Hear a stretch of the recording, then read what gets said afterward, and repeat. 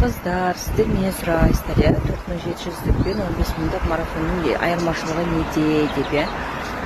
Енді оны Олжас мырза өзі бір немен ойлап шығарған, білесіздер. Жалпы айтқанда үлкен салмақтан бастап келатқан кісілерге поддержка болсын деп миллиондық марафон ұйымдастырдым деді, иә. Сондықтан бұл жерде бірінші сыйлығында, ұтысында, яғни ерекшеліктері, сосын мотивацияның мықты болуында. 15000 чатта, мысалы миллиондыққа осы екінші рет қатысып тұрмын. Чатта ылғи мотивация беріп отыратын кісі бар, күшті бұрыннан қатысып келе жатқан.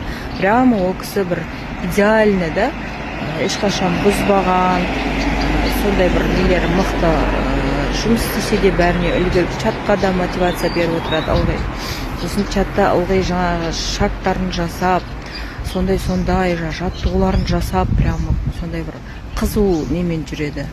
Сол жақтарынан болмаса, бұлай меню бәрі бірдей, қыздар. Мысалы, мен үшін 4700-дік марафонда біріншіде мотивация аз болды деп айта алмаймын. Ол жақта да үлкен апалар, ол кісілер азанмен жүріп кеп айтып жатады. Просто ол жақта артық әңгіме айтылмайды, көп. Тек шамалы сөйлеседі, онша қалған уақытта үндемей қалатынбыз.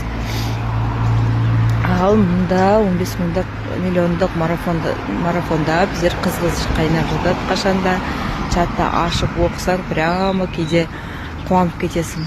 Сондай жағы болды. Ал минус жағынан бұл миллиондық чатта, марафонда, мен қатысқан чатта басқаларды білмеймін.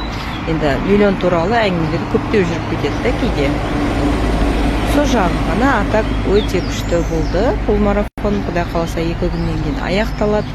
Сондықтан ақшаңыз жетпей жатыр ма, 4700-ге қатыса беріңіз. Ол жерде тұрған ештеңе жоқ, барлығы өзіңізге байланысты. Негізі сізді Олжас мырза мылтықпен тақап тұрып арықтатпайды.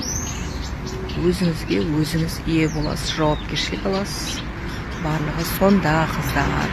Надеюсь, жауап бердім деп ойлаймын сұрақтарыңызға.